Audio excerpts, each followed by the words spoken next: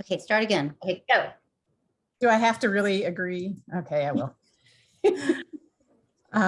Welcome to our first meeting of the assessment and merger of the Assessment and Accreditation Council for 2022. I am still trying to remember to sign my checks 2022 for those of you who still write checks.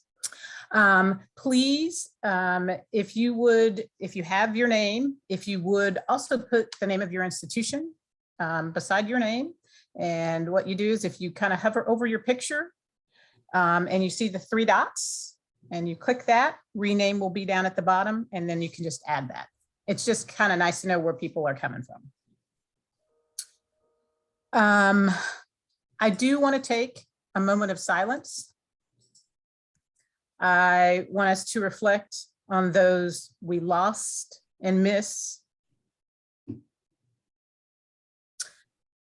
those who are struggling to make it. Sorry, I'm getting teary. And those who have supported us. It has been a tough 2 years where we may not have always been at our best or have been prepared to show up. We may have been and may still be weary, afraid, unsure, confused, but we are also resilient, courageous, and tenacious. So during our moment of silence, I want you to give yourself grace as well.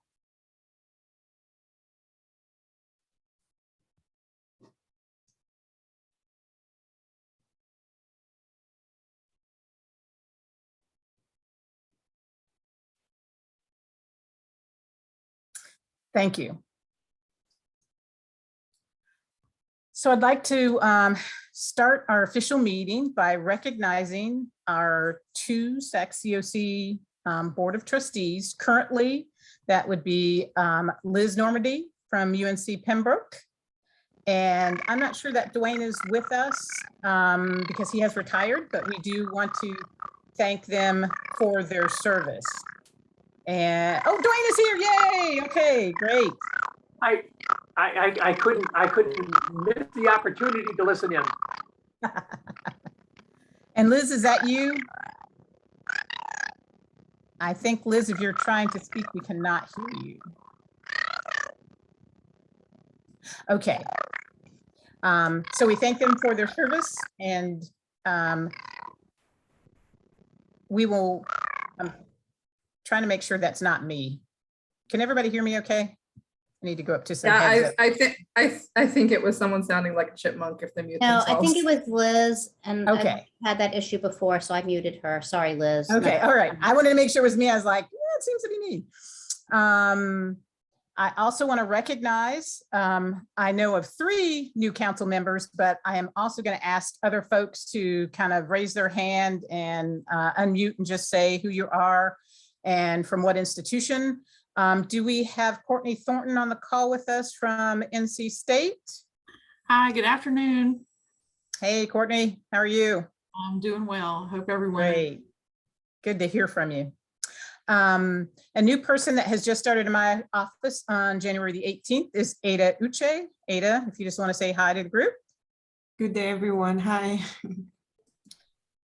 And a third person that was sent to me is Tony, no, I'm not even going to attempt to pronounce the last word. Tony, if you could, from Winston-Salem State, if you could unmute and say hey to everyone.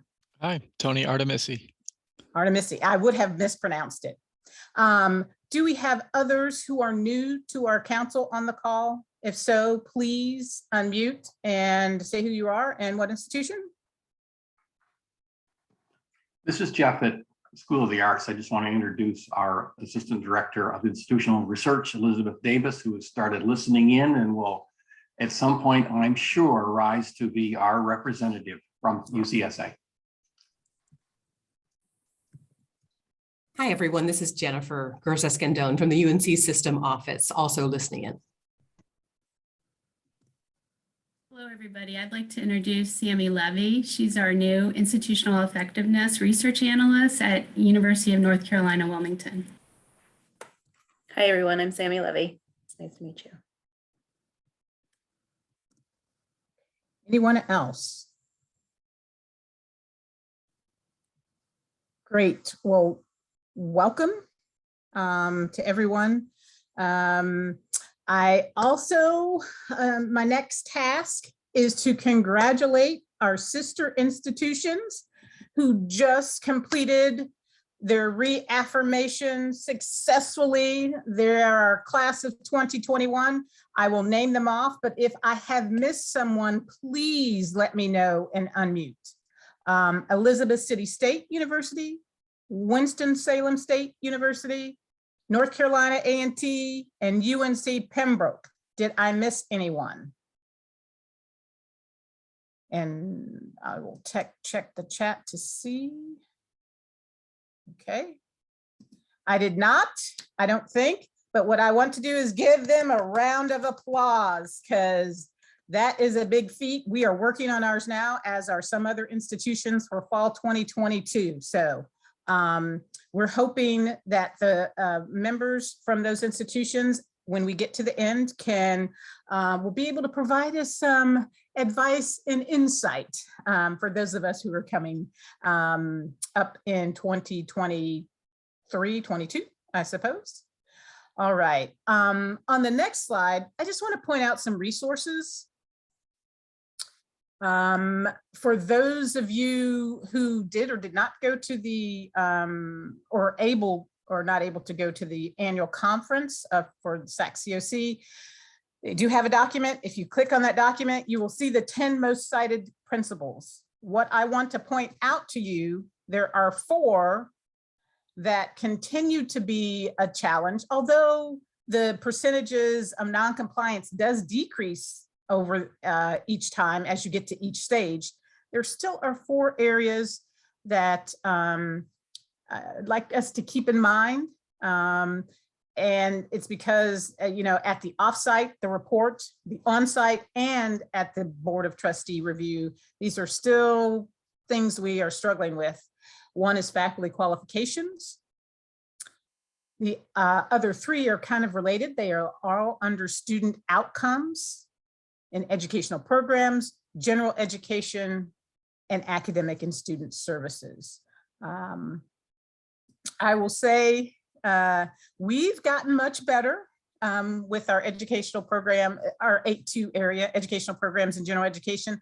But right now, we're having challenges with our faculty qualifications, which we spent a number of hours on. So keep those in mind if you're going through your 5th year or your 10th year. And actually, we're trying to think about a process to have other folks keep it top of mind each year. If anybody has a good suggestion for how to do that, let us know, and that can be a topic of discussion for next time. Just shoot me an email and let me know. So I did want to also say, if you have questions, you can post your questions to other folks who are part of this council. If it's specifically related to the accreditation question, you can use that link. And if it's specific to assessment, you can use that link. Now, you can cross-link because everybody has access to both of these. So please, if you have questions, I know my colleagues have been valuable. I'm like, hey, I'm struggling with this. I'm not really sure what to do. Like for me, a lot of it is sub-change. So I will send an email to Cyndi or Jody and say, hey, I'm having this issue. Have you come across this? And most times they're not, they're ahead of us, and they have some great advice. I also want to point you to 2 other resources, especially for our new persons.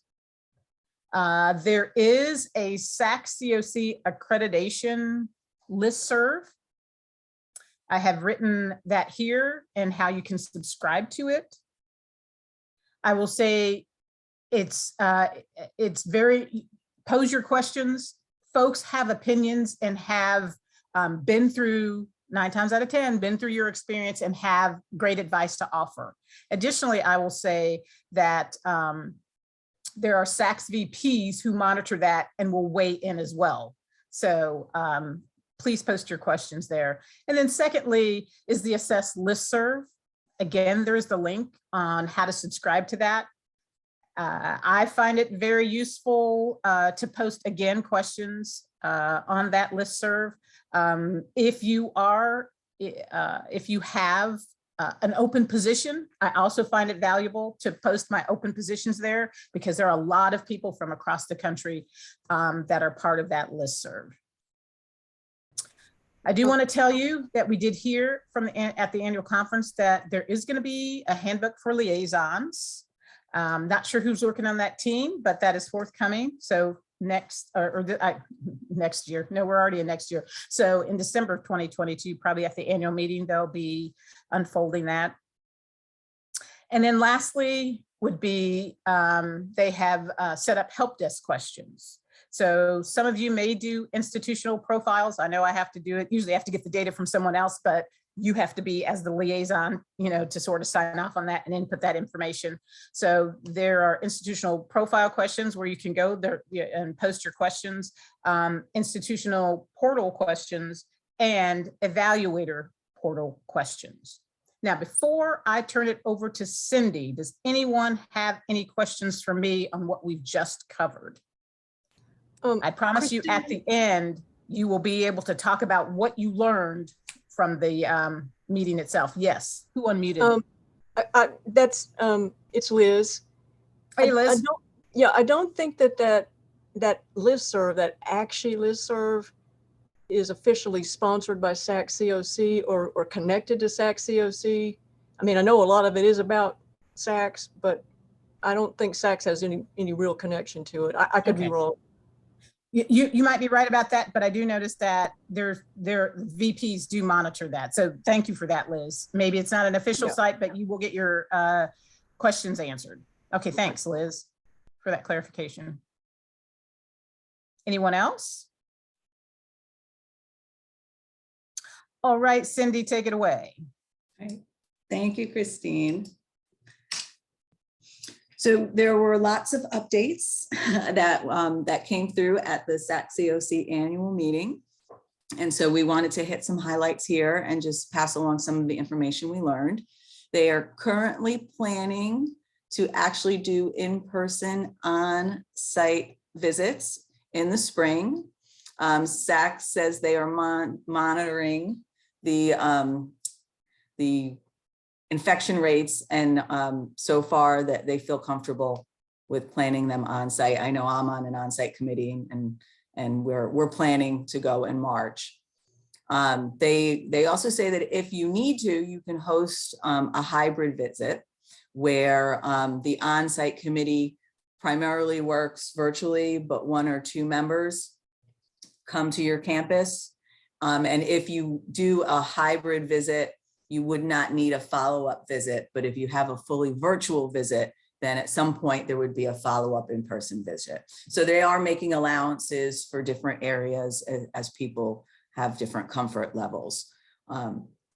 Another thing, dues and fees went up this year.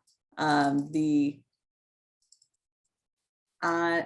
first 5th year interim report went up to $3,500, and then the committee incidental fees for the on-site visit went up to $150 per member and $300 for the chair. I think it was about $50 per person that it went up.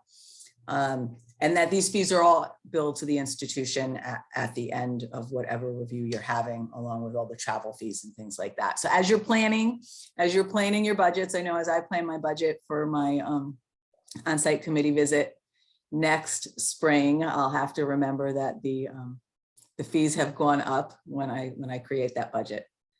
They are working towards electronic submissions in the portal eventually for all reports. Right now, I know SubChange has that workaround where they have that box email you can send it to, which I feel has been really helpful in getting things to them in a quick manner.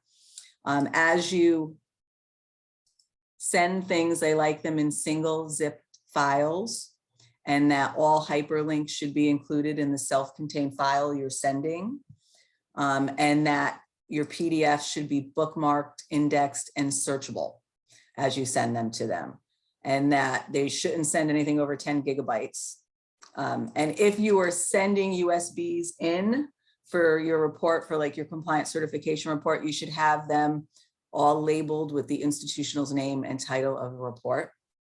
They also reminded us to continually look at the reaffirmation template because the notes that we see in blue, for example, in 14.5A and B, are not in the handbook and are most often not in the software you're using either.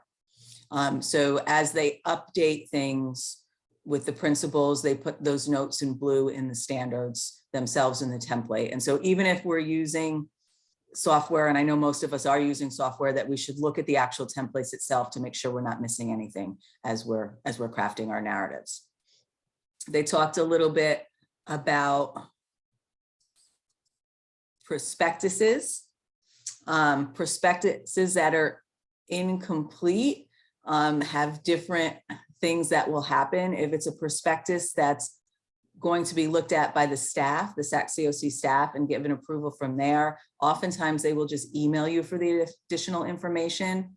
But prospectuses that require Board of Trustee approval, they will actually be denied or approved with a committee visit or approved with a monitoring report if you leave things out of it. So you have to be really, really careful not to leave any portions of information out of your prospectuses, particularly when it's going to the full Board of Trustees and not the staff for review, because you don't have that opportunity to give them the extra information via email before they make a decision. Cyndi, can I ask a question at this point? Sure. So in a nutshell, can you tell us the difference between what needs board approval and what does not? Because sometimes that can be confusing and they have different dates that they're due. So we have a new sub-change checklist that is also uploaded into the accreditation and assessment Google Drive for this meeting. And that will tell you which things need board approval and which things don't need board approval. And I don't think I can migrate to it right now because I'm still in presenter mode and can't see anything on the bottom of my screen. So I can't give you a list off the top of my head, but that's where you can find it. That was something new that we'll talk about when we talk about sub-change, that they've created this list of things for us, and it will tell you what kind of approval needs what. There were lots of revisions to policies. I feel like every year there's a lot of revisions to policy when we go to the annual meeting. So some of them were revised with meat to the revisions, and some of them were just editorial changes. All right, so here, this first slide here is a list of all of the policies that had a little bit of meat to them. And so the arbitration of adverse actions, which is a newer policy, was revised to include that arbitrators are nominated by a nominating committee, but elected by the college delegate assembly. So they were doing some clarification there. Arbitrators serve a 3-year term. They're trying to standardize those. So 2023, 2026, and 2029 will be those sort of term milestones. And then it outlines characteristics individuals need to serve as an arbitrator. The flexibilities policy was updated. They added the use of virtual visits. They define the duration of the definition of the duration of the pandemic, and the permission of electronic transmission of official correspondence was added in to account for us doing things a little more virtually. On the policy seeking accreditation at a higher or lower level, you are allowed to put multiple programs in a single prospectus. So they clarified the process for doing that in that policy. This is a big mouthful. Merger, consolidation, acquisition, change of ownership, governance, and control of legal status policy. They clarified a lot of the definitions, that the effective date is the approval date, not the date of the acceptance of the submission by SAC. So that was, I think, a really important piece to that your effective date of whatever the change is your approval date and not the date you sent the letter itself, because we all know there's a lot of lag time between the two often. 5th-year interim reviews, they made some editorial changes. They talked about the off-campus instructional sites. So institutions who have implemented off-campus instructional sites since their last affirmation may also be asked to host a substantive change committee visit to a representative sample of new sites as part of their 5th-year interim report.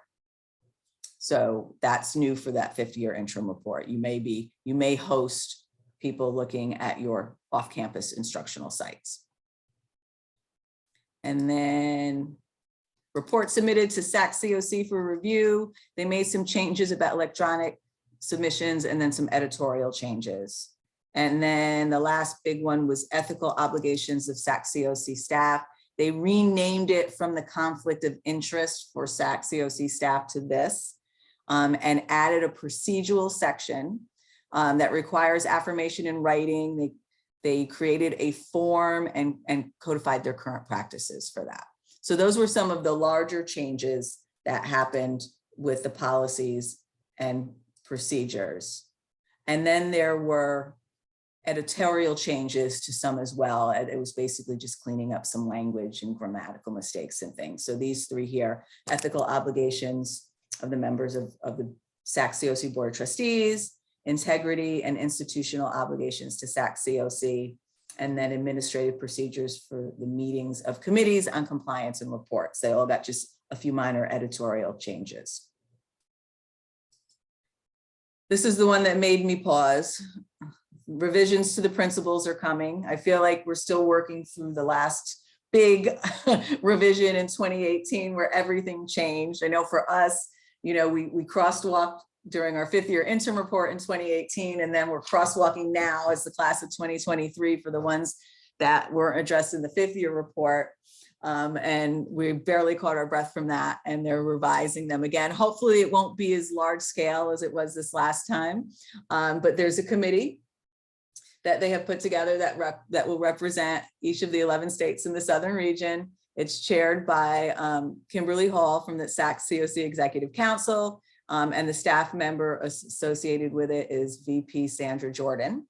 And any changes to the principles will be voted upon by the delegates. So the earliest that we would see any changes come through would be after this year's annual meeting. But it will probably take longer than that. So we won't expect any changes this year. The earliest we could see them is early next year, but most likely it will take the committee longer to work through those changes. I know that I did see an update from Belle Whelan, Dr. Whelan, and I believe that there was a full list of committee members that came through sometime in January, and you can see the people on the committee. Christine, did you have something to add to that? Yeah, Cyndi, no, I was just going to ask a question. I remember last time we were kind of caught in the middle of this.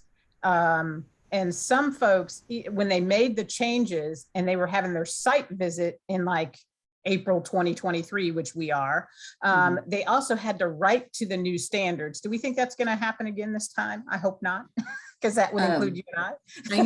I know the last time when you were doing your compliance certification report, you had the option to write to the old standards or new standards, but with the on-site committee, you're right, you had to speak to the new standards. I would think that they're going to follow that process again. I would think. But hopefully there were lots of changes last time because we moved from that 3-section system to a more integrated principles of accreditation, which despite having to do all the crosswalking is a much easier way to organize them. So hopefully that these changes will just be more clarifications and updates than whole scale, remodeling of the principles. We can only hope. We'll see. We'll see what kind of feedback you get. So look at the representative from your state. Every state has a representative. And if you have input, give it. I'm sure that at some point a survey will come out. I know we filled out a survey before the 2018 update and we're able to give some feedback, but make sure you have your say if you have something to say about it. Sub-change. So there's a sub-change policy update. There were changes in contingency teach-out plans, agreements with non-Title IV entities.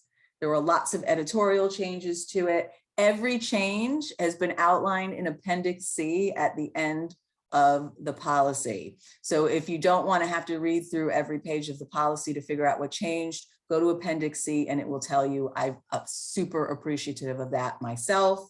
because I don't want to have to read the whole thing. I just want to know what's different than my normal operating procedure has been to date. There is a new quick reference, and they say it's an Appendix A. I don't know if it's come out. I don't know if they've updated the website itself yet, but I got my hands on it at Kevin Seitler's workshop. And that's what I have uploaded to the Assessment and Accreditation Council folder for today's meeting. So everybody can have a PDF copy of that. And that will give you the updates. And that's also the place where you can find where the Board of Trustees versus SAC staff who reviews it and when. Okay. And then there's a new SACS FAQ page on the website.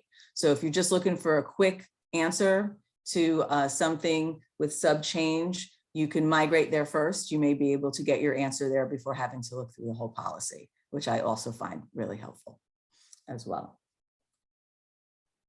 And Christine, I think it's time for me to turn it over back to you now.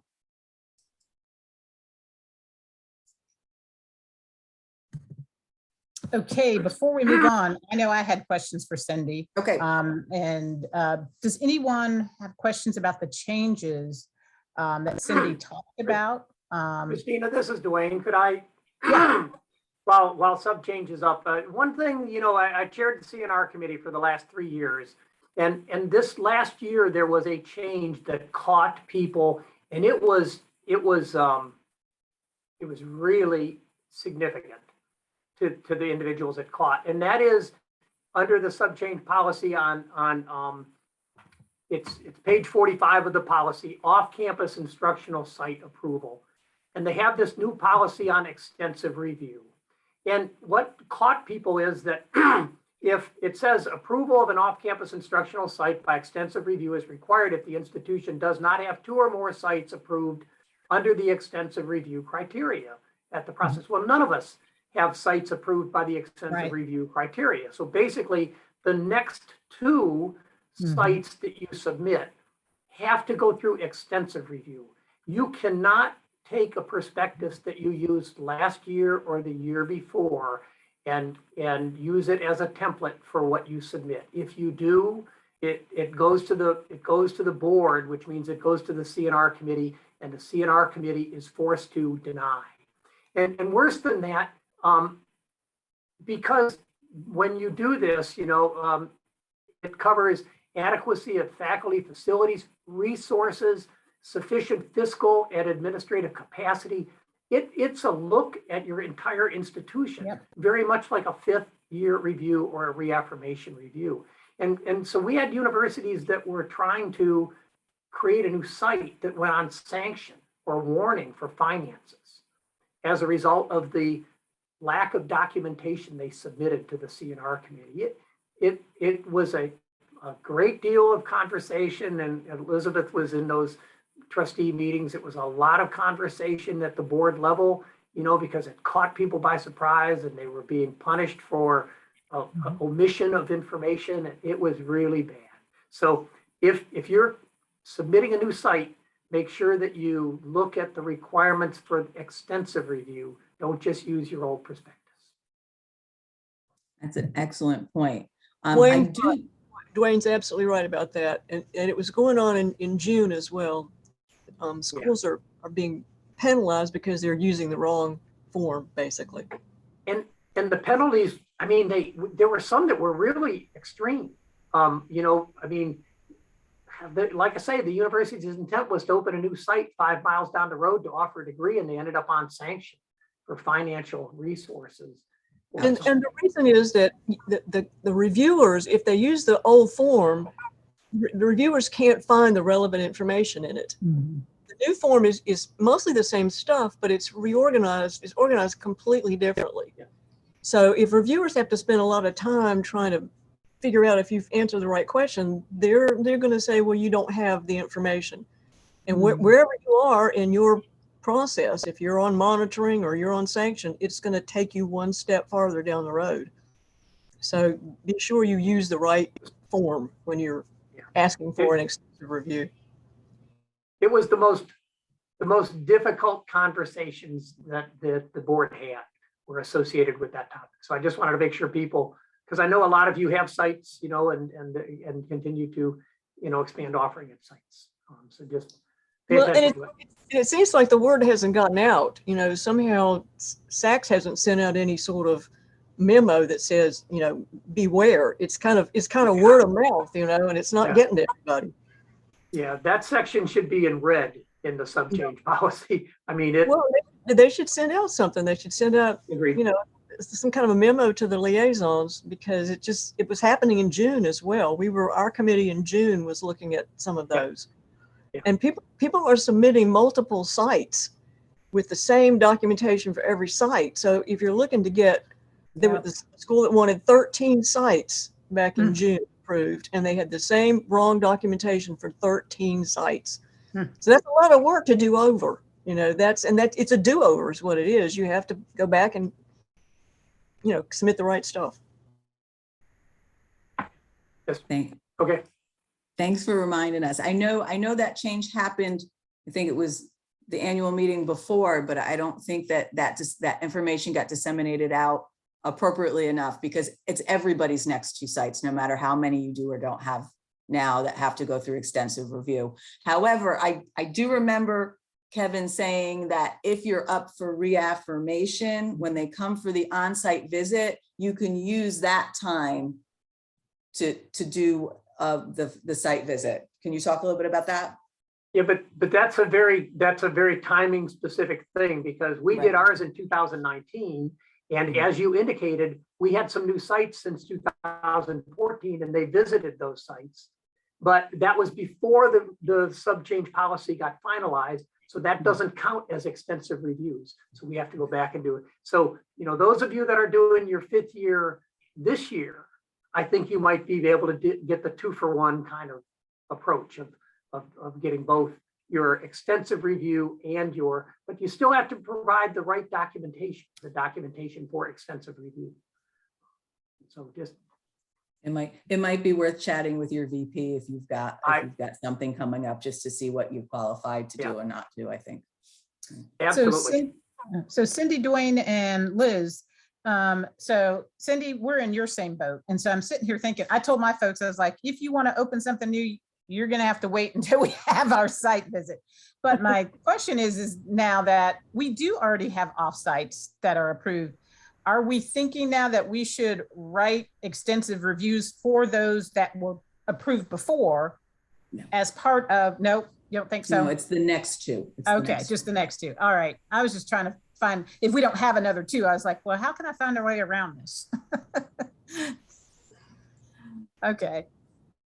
But thank you, Dwayne and Liz, because you have led us into our next 2 slides. The first one is for those of you who were able to attend the SACSCOC annual meeting. What we want to know from you is, what did you learn that you think is valuable and critical for others on this call to know? And then what concerns and questions do you have based upon what you heard today, or what you've, heard, maybe it has been a rumor or whatever in general that we might need to discuss. So the floor is yours.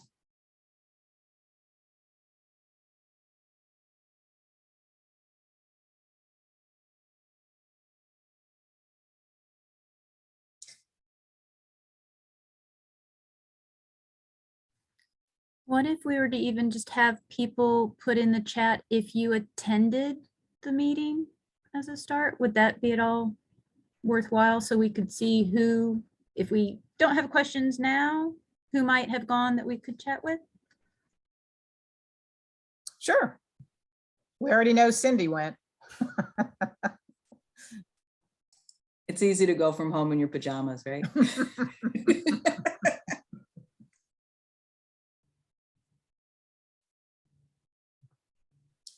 Okay, we have a silent group today. Either they haven't had lunch and they're, oh, Heather's looking at her notes.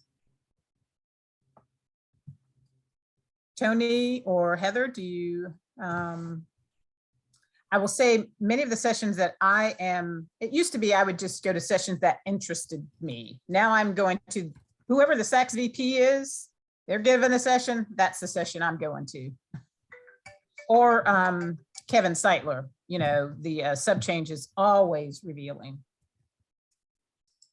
Right. I always attend the sub change and I always attend the policy updates from the SACS VPs because I feel like I get a lot of really good information from those. And, you know, every time I attend a sub change anything, I learn something new, no matter how many I've gone to. So it's always worth an hour of your time to go to one of their sessions.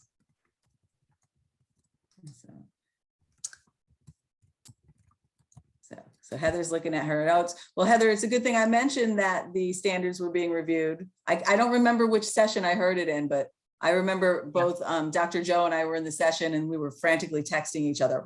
What? No. Yeah. And I think there was a communication that was sent out to just kind of talking about a couple of things that they were looking at. I think it's what is it? With I can't remember, but they sent out a letter just kind of talking about a few standards they were looking closely at. Right. So who else attended? Let's see, people are chatting now. Oh, some of our new people attended. Dr. Artemisi, I hope I said that right, attended a few sessions, and Samantha Rich, it was your first time. We'd like to hear what you thought of it as a first time attendee. It's always a little overwhelming the first time you go, I think. It was overwhelming, but they had a really good virtual, I can't remember their like portal that they had was a nice way to sort of sort through all of that. And then I had some guidance from my colleagues about what they thought might be most, I'm in student affairs, so the most relevant sessions for me. So that was very nice. I took notes. Yeah, so I had a good time. Thank you. Wonderful. What's most overwhelming to me is the amount of sessions you have to choose from. It takes me a week in a spreadsheet to plot out everything I want to go to. And normally there's a group of us that go from East Carolina and we all try to like hit different things so we can come back and you know, share with each other. And so we have this big, you know, logistical meeting of who's going to go to what. Particularly this year was a reaffirmation year for us and we wanted to send people to QEP and all sorts of things. Jody went, you were mostly focused on your reaffirmation stuff. We do have a question from Matt and I'll read it. One question I have is how folks are managing or thinking about, in quotes, year of record for reporting purposes. Is this constant across all standards or can it vary? I will tell you, at writing our reaffirmation, I picked the last full year, which was this year, 2021, 22, and I used it as a standard across all of the narratives because they're not really coming until 22, 23, but it was too soon for me to use the current year they're coming in information. And so we backdated from that. Now, sometimes your process won't have fully finalized by the time you're filling out your compliance certification report for that year. And it's okay to say that and show them the previous year and as much of that year as you can show. And I will agree with Cyndi because ours 7.1, which is institutional planning. We have a new strategic plan, which we have not yet started. So we had to talk about our old one and how we accomplished what we accomplished and then the process for our new one. So exactly what Cyndi said, you'll have to, in addition, we had a number of retirements. And so I asked my SACS VP, well, we're not really going to have evaluations for the new folks because they're too new, but the old folks that have retired or they're people who are not still here. So we've done a combination of folks who were here prior. She said we could use folks who were here prior to demonstrate that we followed our process. So that's fine to do. I usually don't go back any farther than the 5th year interim report when I'm writing the compliance certification. So the 5 years between reports is sort of like my trajectory for showing how we've done, you know, we've done on a continual basis all the way through, but particularly for the academic stuff, my year of record is going to be that last full year right before. Like, so the catalog I'm sending is the one for that last year before, those kinds of things. So I just pulled up the email. The email was sent on the 14th from President Whelan. So they said that they're considering several tweaks to the current principles, and then possibly a new standard on shared governance, or adding to the current standard on shared governance. But then they're also want to talk about how to encourage an institution to consider diversity, equity, and inclusion in all of its endeavors. So those are the two things that they talk specifically about, but of course, you know, tweaks to several standards. What does that mean? Thank you. Hey, can I mention? Go ahead, Fashad. Hi, this is Fashad from NC State. One thing that I heard in the session with our liaison is that SACS may soon request that all institutions prepare a list of educational programs by site and location, and that will be added to the institutional summary. So something that we currently aren't doing. They've been talking about doing that for a while, so I wouldn't be surprised if that actually happens. And they're going to keep it in a database and create, you know, SACS would create its own database, and you would, so that they, you know, so that you don't, when you submit your institutional summary form and you've got all those programs, they're not relying on you to tell them what they are. They have it in their database, what your programs are. So I wouldn't be surprised if that doesn't happen. Be interesting. I wonder if they're going to wait until we can use the portal ourselves to do that, or if it's something they'll do before that. Jody, go ahead. Well, I was just going to mention something that we've had to remind ourselves as we're getting ready to write our compliance certification, is that because of the audit calendar for the state of North Carolina, when you submit your financials, you will be found out of compliance by the off-campus committee. So just for the new people who are jumping on board, don't panic about that. I've had to prepare, we have a lot of new leadership at UNC Greensboro, and I've just had to prepare them. It's going to be fine. We're going to be found out of compliance. We're going to have the audit for the most current year when they arrive on campus, and it's going to be okay. But just for those people who are new to the game, it's helpful to know that. And you know what? We didn't get cited. I don't know why. Because that's typically what happens. You get cited and then you give it to them. We said, we don't have it yet. And they said, pass. And I don't know what happened, but we were happy to not have to, I mean, we had, Sorry about that. And at the, you know, we did the focus report, we gave it to them anyway, just in case. But nobody said another word about it. They said, you're good. I'd also like to add for 13.1, or just the 13s in general, just using or asking your VPs that you most often meet with for assistance, if you have any questions, come up with that, because they do have resources at SACSCOC. If you have anything come up with 13.1 or 13.2, or any of those core standards in 13, that they will readily offer support on how to strengthen the narratives for that.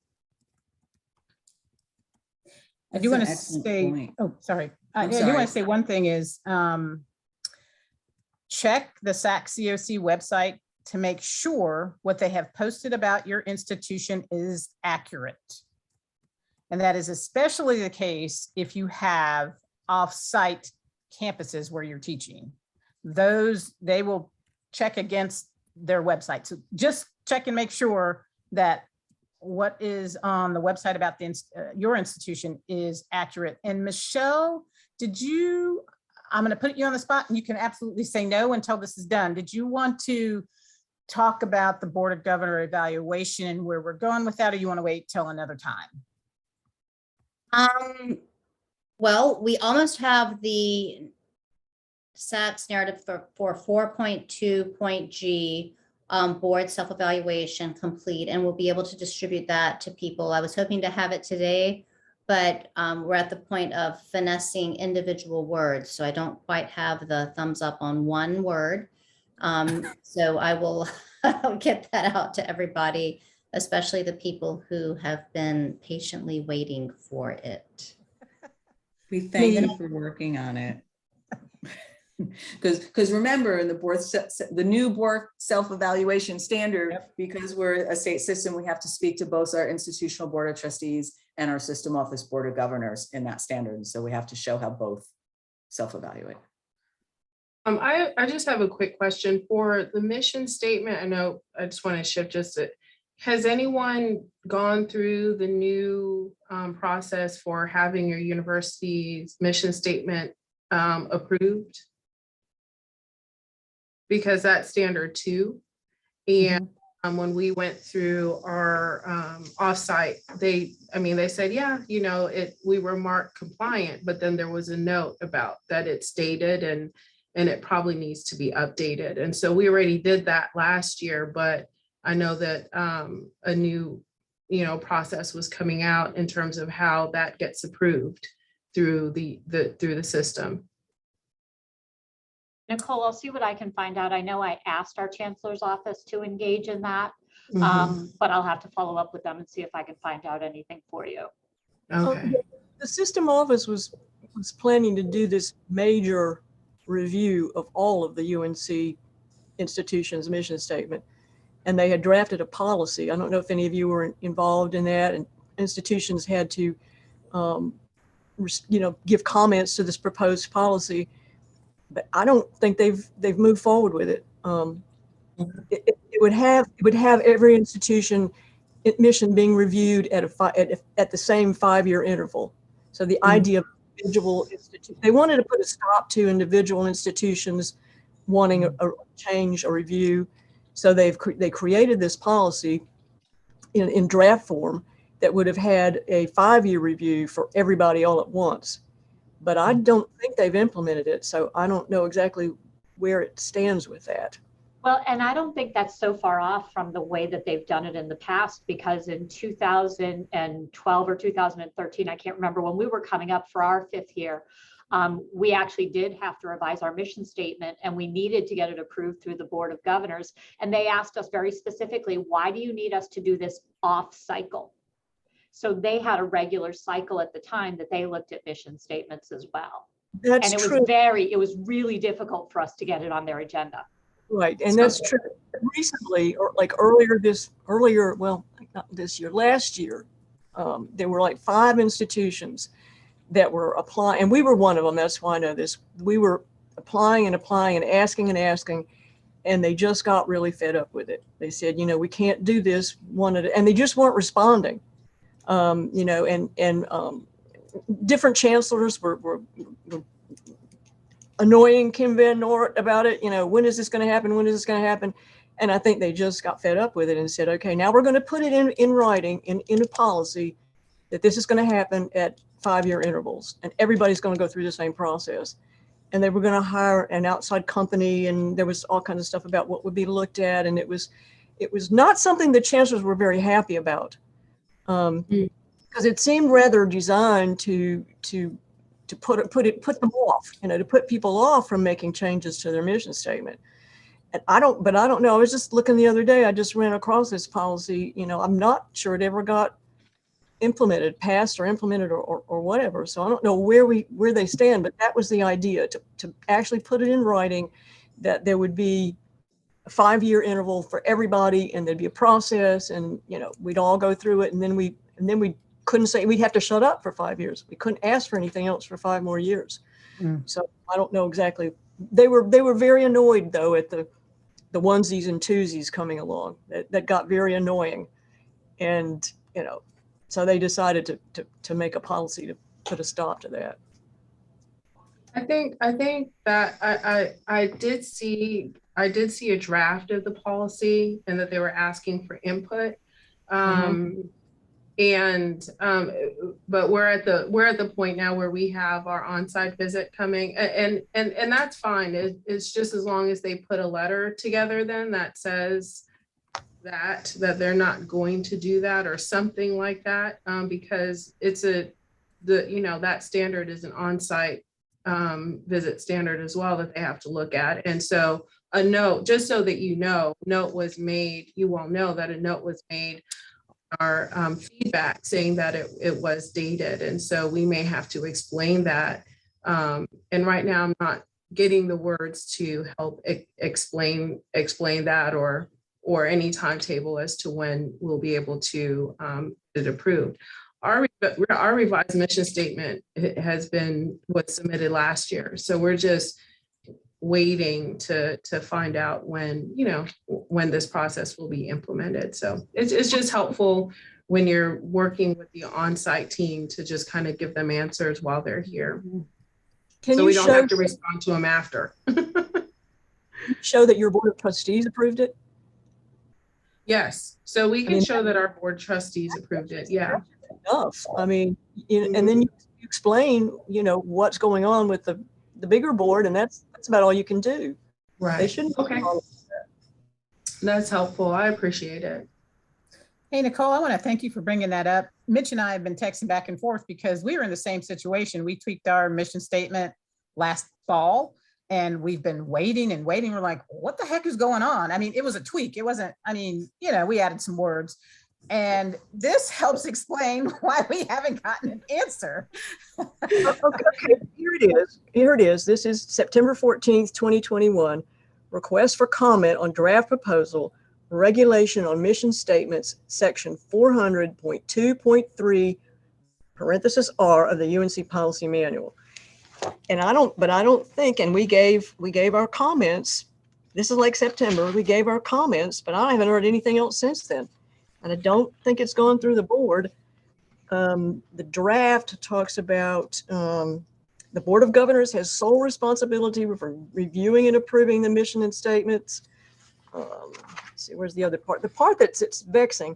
The president shall submit to the Board of Governors a review and recommendation on institutional mission statements on a periodic basis, typically a 5-year. In other words, the president decides what the intervals will be. It says typically at 5 years. At 5-year intervals. My question was beginning when? And, what about changes that are not particularly substantive? Is it substantive versus substantive? I don't know. Chancellors shall be responsible for overseeing the institutional mission review process in accordance with the process identified by the president. This shall include review and consultation with faculty and staff, students and boards of trustees. And my question was, well, what about your strategic planning process? Yeah. If you're engaged in a strategic planning process and you're reviewing your mission statement in preparation for your goals and objectives, what do you do? If you can't, can you change it then? I mean, it's going to mess up your strategic planning process. Let's see. Mission statement shall include, they go on about what should be in the mission statement. They're apparently not very happy about the way some of our mission statements are reading. Distinct, and the stuff they cite is the stuff from SACSCOC. Distinctiveness of the institution, its values, the role of teaching, including the relative importance of research, scholarship, creative, full scope of educational programs and level of degree offered. Does that sound familiar? That is from the SACS standard. So. Yeah, well, when I spoke with David, he said that they wanted to align it with SAC. So that's why you'll see that language in there. But in terms of the implementation, I haven't heard anything. They said that in some other document about how they quoted the SACS. Oh, wait, here it is. They quote the SACS. The SACS handbook provides a definition of the mission statement, and they're telling us that, like we don't know that. This is what it says in SACS, and you should be aligned with that. And I was thinking to myself, I bet you all the SACS people on the campus know that. So who is that for? Is that for the chancellors? I mean, for whose benefit is that? We know that already. So, but they're trying to get control of it. They don't, in some cases, they don't like what people are asking to do with their mission statements. And I don't know what other schools were asking for, but we were asking for something that would allow us to make a level change. And they just didn't want to do that. So, and they just got annoyed with all these people asking for different things. And they said, well, okay, this is what we're going to do. But as far as I know, no progress has been made past September 30th, 2021. All right, well, we'll keep our eyes out for that. I'd like to move to the last slide, and I've added some names to the slide, so apologies for those who didn't know that you might be asked to share. But what we want to know is there are a couple institutions, UNC Greensboro and NC State, who did their 5th year past reports. And then we have 4 institutions, Elizabeth City State, Winston-Salem State, North Carolina A&T, and UNC Pembroke, who did their reaffirmation. And if we can go in that order, if you want to spend a little time, you don't have to. If you don't have anything to share, you don't have to. But if you want to talk about your lessons learned, and we'll start with Greensboro. And Jody, if you want to pass, you can pass, and we'll go to NC State. Sure. I wrote down 3 quick things, one of which we've talked about already, which is that 8.1 is a surprise. You don't realize how big a deal and how difficult 8.1 can be. And that's your student achievement website and publication of data and identifying goals and those sorts of things. You need to get on that one soon. And you need to be really careful about what you include in there, making sure, we all know, read the standard word by word, make sure you're addressing every component of it, and make sure that your website is published and available. 8.1 really surprised us. We've talked about off-campus sites, and we were one of those institutions that had to do an off-campus site review with our 5th year. And I have to warn you, if you have off-campus sites, you've added them since your 10-year report, the off-campus site review is a completely separate process. It is a separate report with separate standards to respond to. You are focusing solely on the sites that are involved in the review, and it requires an on-campus visit. So we submitted our report in March of 2020. We had a virtual visit that was scheduled for a week after the pandemic lockdown started. So we got moved to May, and then we got moved to September. So we had a virtual visit by a committee of 3 people in September of 2020, but we then had to host an on-campus visit in September of 2021. So we were actually one of the institutions who had our name read at the annual meeting in December of 2021, a year later.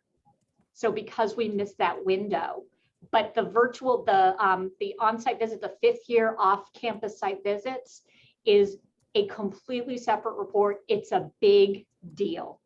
So we actually, from that, really started sort of hammering home the importance of the standards that are related with the off-campus visit. So what we're doing when we put our prospectuses together for new off-campus sites is we're going to the 5th year template for off-campus sites, and we're making sure that anyone who opens up an off-campus site can answer all of those questions thoroughly. So essentially, when we have to put together the 5th year report, we can go to that prospectus and pick up the responses and put them into the 5th year report. So we're starting with the end in mind as we're opening up new sites. And again, it's a huge process. It's a huge product. It's a big deal. So be really careful about that. I think the other thing that I would maybe mention to people, and this is for both the 5th year and for the decennial review, is that you cannot overemphasize the importance of the institutional summary. Getting your institutional summary in perfectly accurate shape is essential to a clean review. We maintain our institutional summary daily. So my office maintains the institutional summary. We're also involved in curriculum revisions and all things SACSCOC. So we update our institutional summary literally daily. If a committee approves a new off-campus site, or a committee approves a new program, a new concentration, whatever it is, we update our institutional summary. We use our institutional summary to align our assessment on an annual basis. We use our institutional summary to think about faculty credentialing. We use our institutional summary when we're communicating with program coordinators. We use our institutional summary for everything. And I'm actually serving on an on-site review this spring. And I got to tell you, not every institution does a great job at putting their institutional summary together, and it can open up a whole lot of concerns when it's not in good shape. So I cannot emphasize enough, get your institutional summary in shape, maintain it, make sure it's accurate, and be really sure about it when you submit it to SACSCOC. And I think I'll leave it there.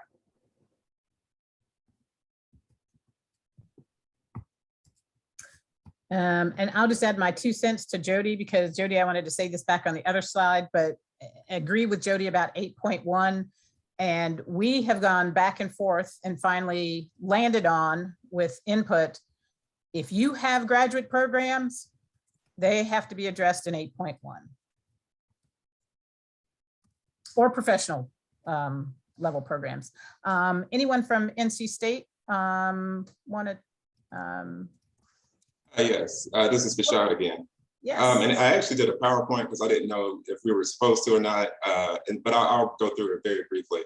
So Matt, if you're still on the call, could you share your screen? And Jody did a good job. I think the first few slides were about the institutional summary.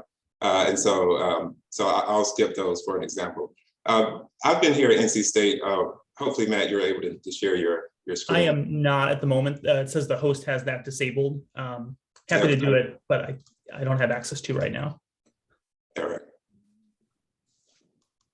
There it is. Okay, so I'll start. So when I first got to NC State, we had just finished the reaffirmation effort.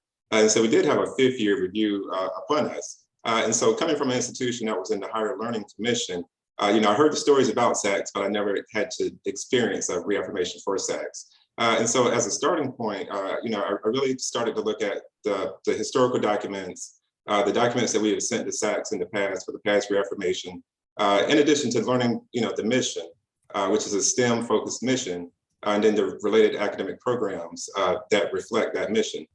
So really trying to understand that, the assessment culture and so forth, but student success trends, et cetera.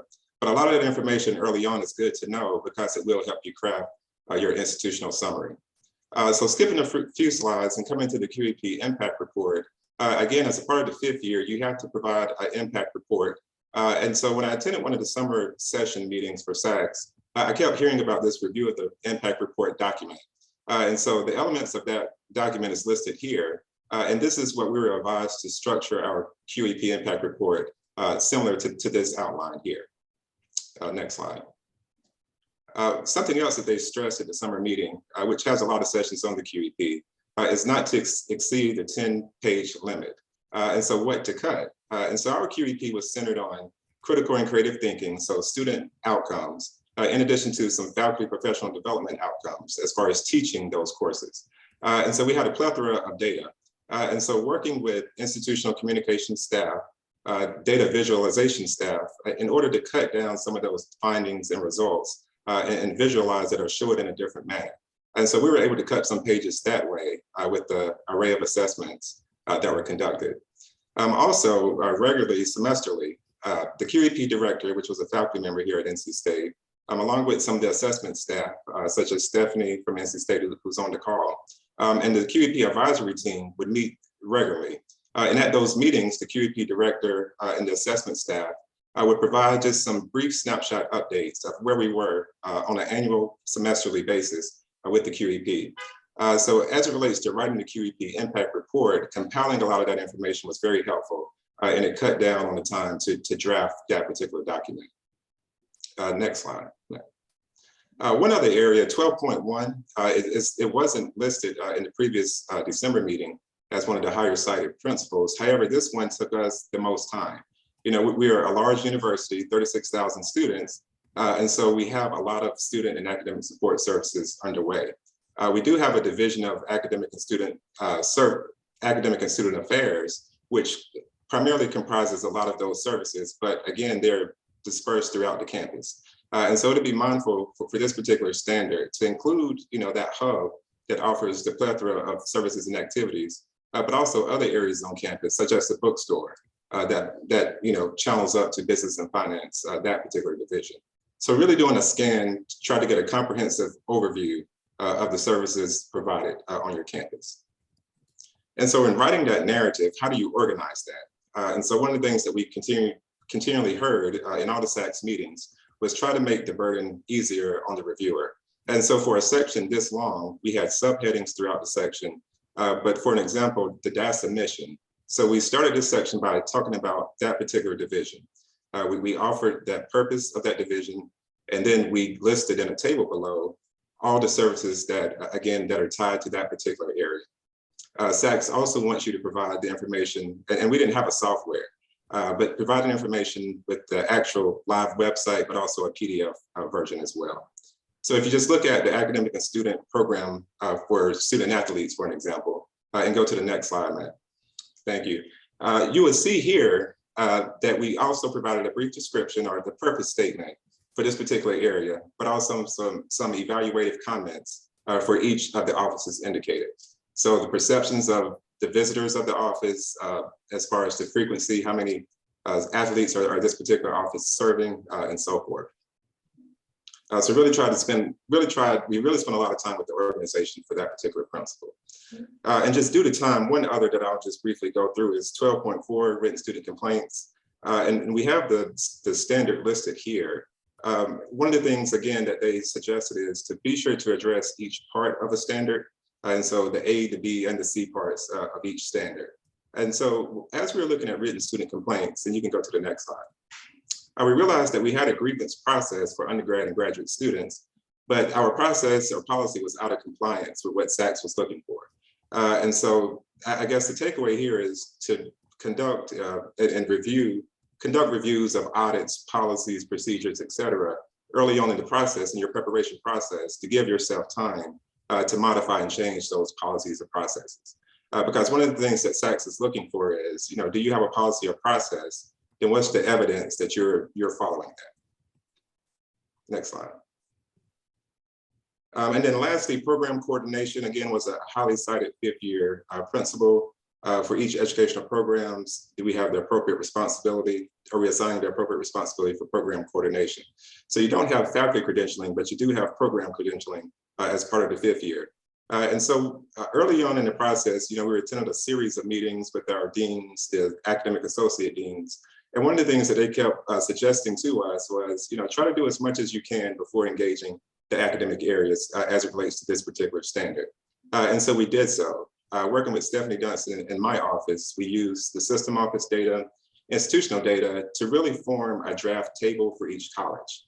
So for each college, we were able to provide the associate dean or the program directors a listing of, within their college, who is the program director, what programs does that particular person direct, what's the highest degree earned, a link to their transcript, CV, and then we'd say the column for justifications. And so in that justification column, if the program director's highest degree earned was a 4-digit SIP with the programs that they directed, then that was a match. However, if there was no match found, then their justification was provided. And one of the things that we did in my office is that we took a stab at providing those justifications. So again, by the time we turned this over to the academic unit, they could validate the table and edit the justifications, which really cut down the time for this effort. But I'll stop there. Hopefully that was helpful and probably a review to some, but thank you for letting me share.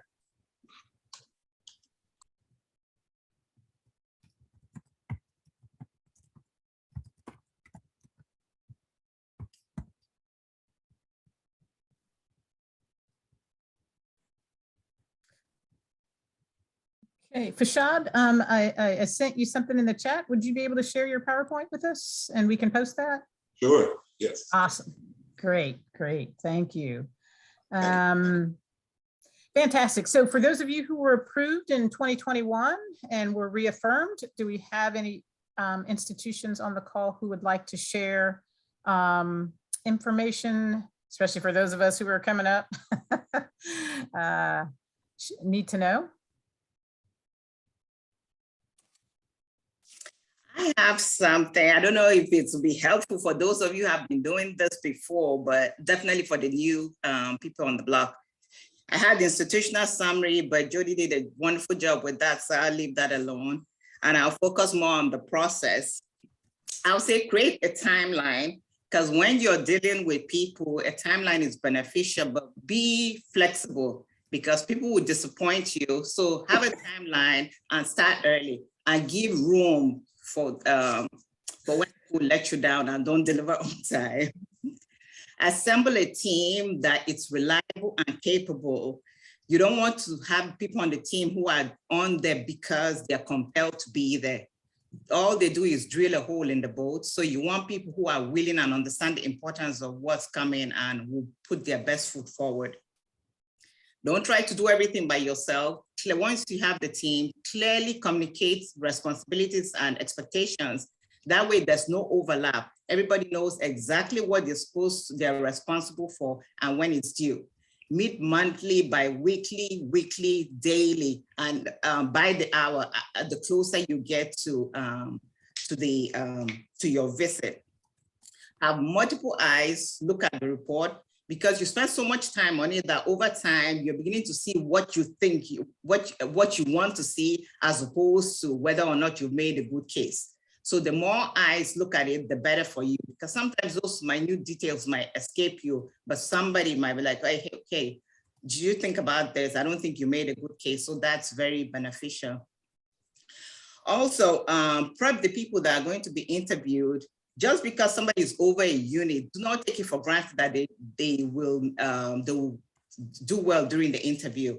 If you can, conduct mock interviews that way, and you sit in the background and listen. When it's over, you go over information with people and make sure that everybody has their story right. What I told everyone was, don't volunteer information that is not solicited, because in the bid to try to be helpful, you might end up opening up a can of worms that you don't want. So just answer the question and don't say more than is required. Create a checklist before the visit and triple check everything. Check as many times as possible. Have a backup plan for your evidence. If you use SharePoint, Google, have plan A to Z, I always say. Because with technology, if you're doing it virtually, you never know what will go wrong, and have the IT people on board. Also, take advantage of the VP visit that takes place in June. Don't overwhelm your VP with the whole compliance report. You know the standards that you're weak in. Present those standards, and the ones that get cited the most, like 6.1, 6.1 and 6.2b with 8.1, so that it can give you good feedback. But if you present everything, then get overwhelmed and they might not focus on the ones that you need the most help with. And then ask for help. This group comprises of a lot of people who are very knowledgeable and are willing to help and hold your hand through the process. So don't be afraid to ask for help. Reach out to people and ask for help, and they will give it to you. And last but not the least, it is very stressful. So remember self-care. Take care of yourself, because the long hours will take a toll on your body. That's all I have. Dorothy, thank you. Jody and I, your first one, that was dead on. And You're Dorothy, yes, would ma'am. you share your checklist with us? Because those were awesome. Sure, I will. I'll send it to you and then you can share it. Great, thank you. Do we have anyone else who would like to share, who had a successful reaffirmation report and or site visits? I don't think I can top Dorothy, so I'm not even going to try. Our visit was 2.5 years ago. You know, I mean, we submitted our stuff 2.5 years ago. So it's like we're almost halfway to a 5th year report. So I don't even remember what lessons we learned. I think, you know, we're going through ours right now, and we'll have our on-site visit next month. But I just want to say, speak to the power of reaching out to those who have done this. I reached out to Elizabeth, and she was great. I went to Pembroke, I met with her, I asked her about her experience in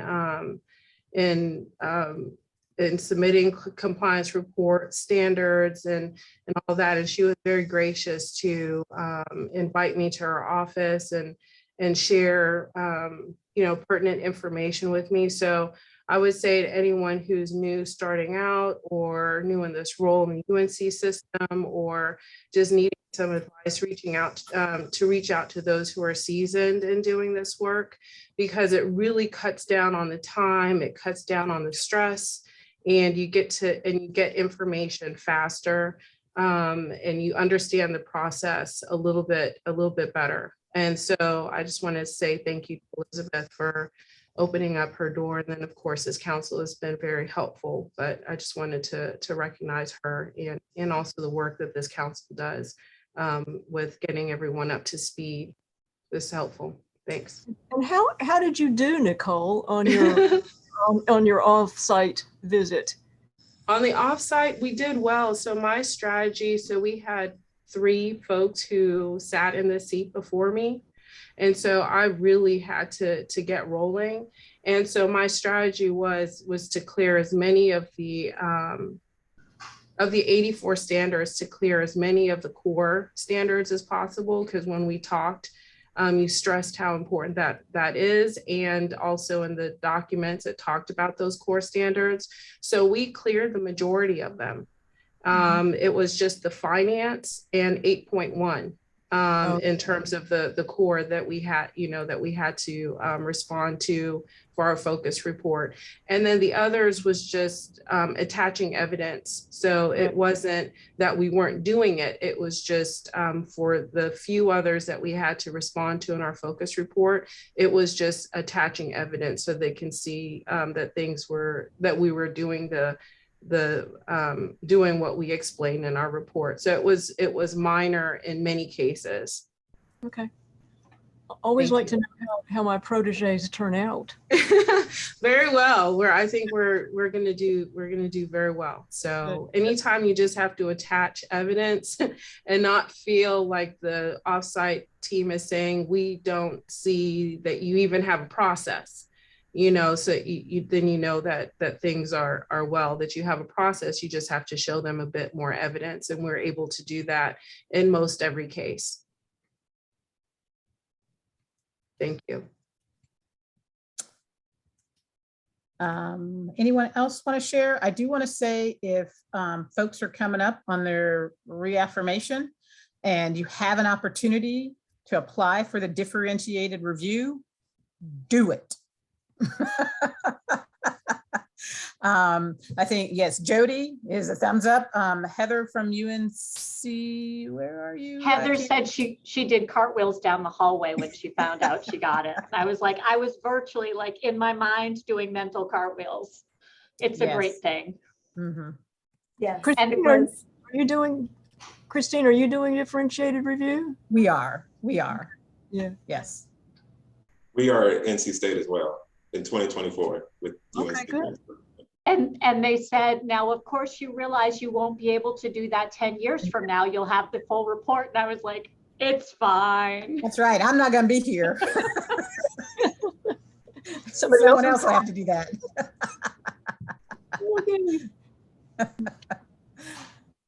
Do we have anyone else who would like to share for the good of the order, or have questions that we can answer with our last 7 minutes? I want to make sure I get you out of here in time.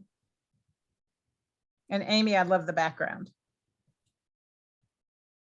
as well as Cyndi, because Cyndi, my favorite color is purple, so that's cool.